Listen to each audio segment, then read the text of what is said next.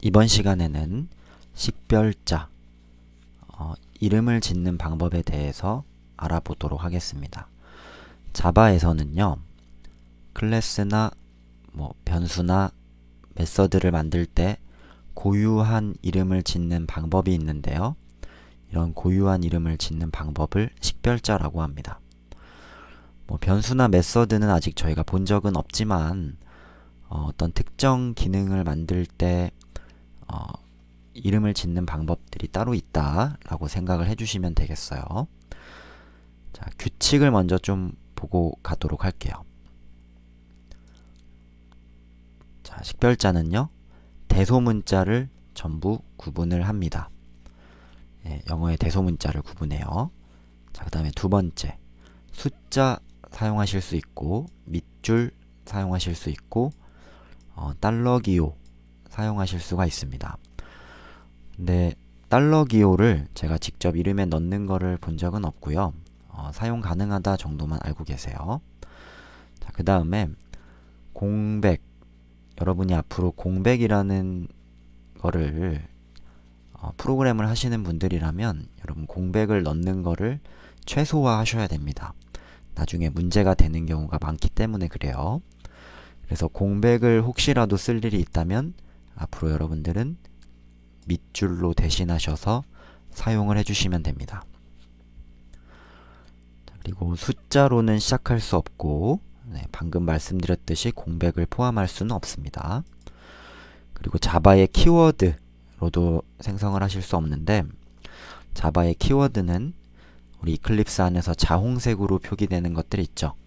이런 키워드, 예약어로도 이름을 지으실 수가 없습니다. 그럼 한번 예시로 간단하게 확인을 해보도록 하겠습니다. 자, 이클립스를 키시고 새로운 클래스를 하나 더 생성을 해볼까요? 자, 우클릭 클래스를 생성해 줍니다. 자, 이름은 identifier example 이라고 지을게요. 자, 메인 메서드가 있어야겠죠? 메인도 만들어 줍니다.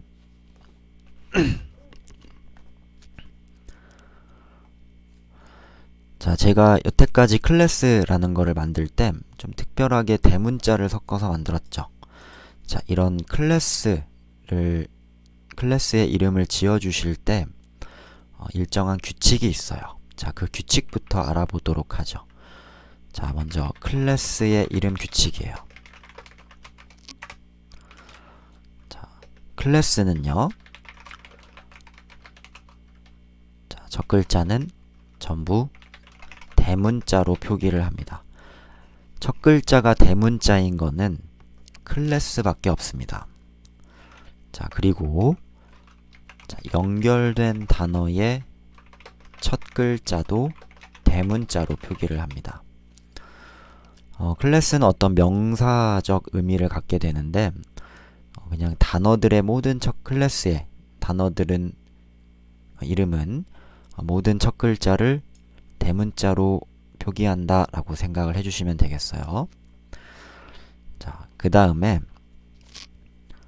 아직 처음 보는 이제 분들도 계시겠는데 자, 일단 이렇게 작성을 해볼까요?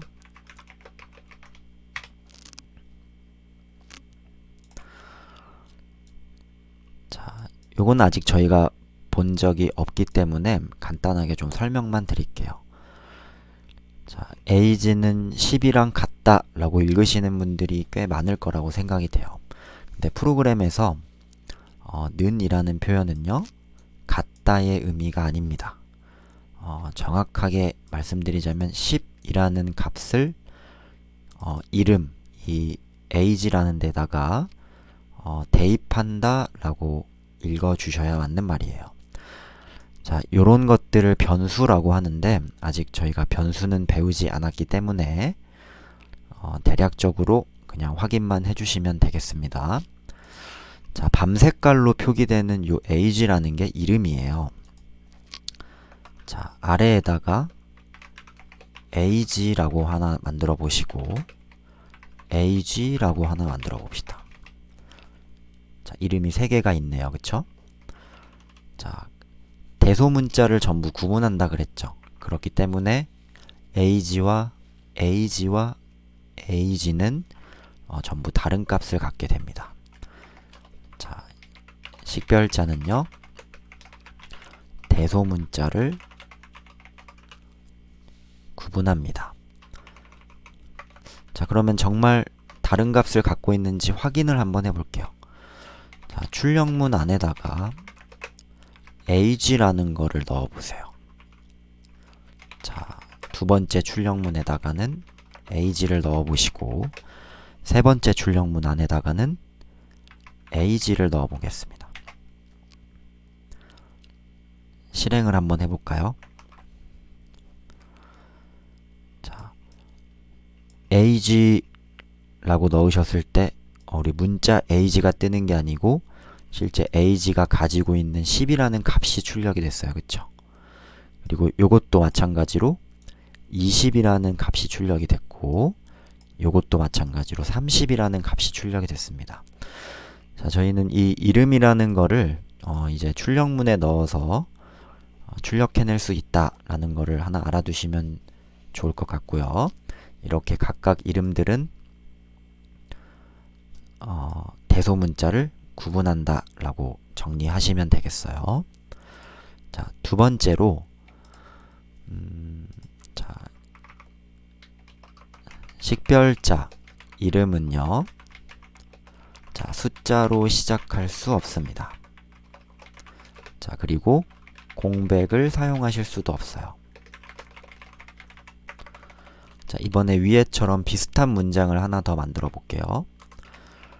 자, int 4 num은 10이다. 이렇게 한번 만들어 보시고요. int num4는 10이다. 이렇게 만들어 볼게요. 자, 뒤에 붙이는 거는 지금 아무 문제가 없어 보입니다.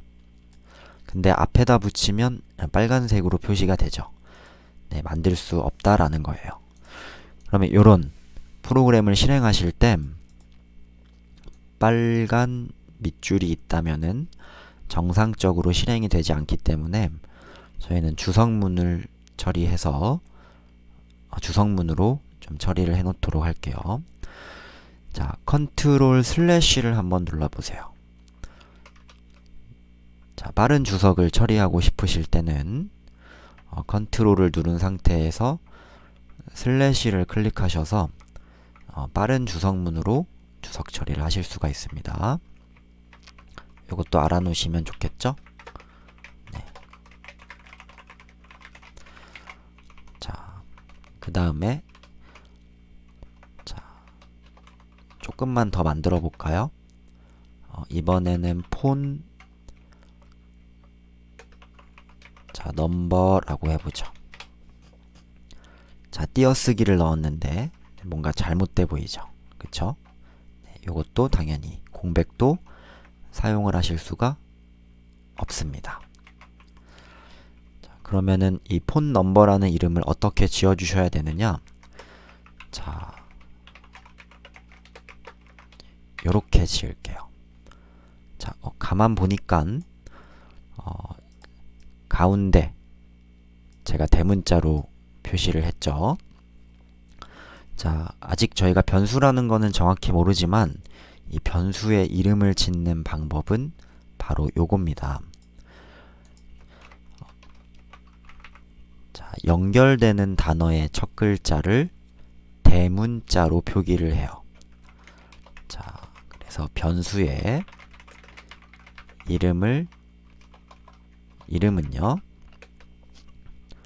자, 소문자로 시작하고, 자, 연결되는 단어들은 모두 다 대문자로 표기를 합니다.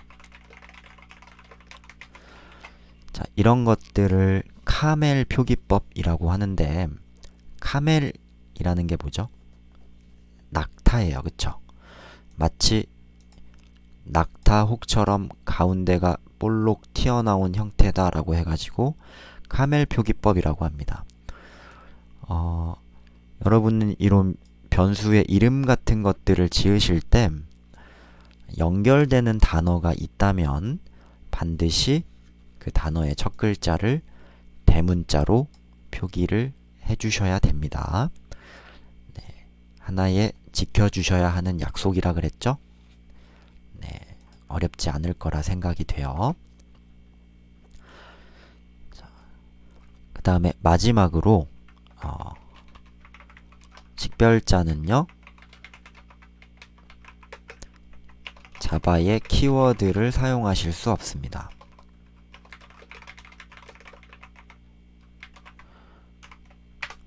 자, 키워드라는 게 뭐였어요? 자, 이 위쪽에 있는 이런 자홍색 글씨들이 키워드였어요. 자, 뭐 클래스라는 걸로 한번 해볼까요? 뭐 int 클래스는 10이다. 네, 뭔가 문제가 있어 보입니다. 그래서 이런 자홍 색깔의 키워드로도 이름을 지어줄 수가 없다. 이렇게 정리를 하시면 되겠네요.